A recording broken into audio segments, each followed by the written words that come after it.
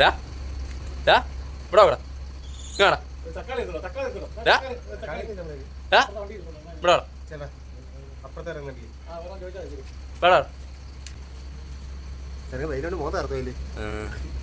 അഴകേശനായിട്ടിരിക്കും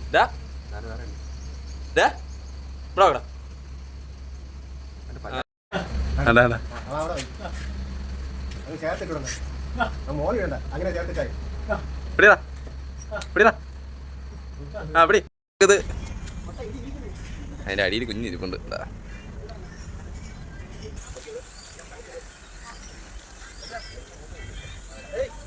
ഇപ്പോഴും 5 ട്രാൻസ്പോർട്ടിലാണ്.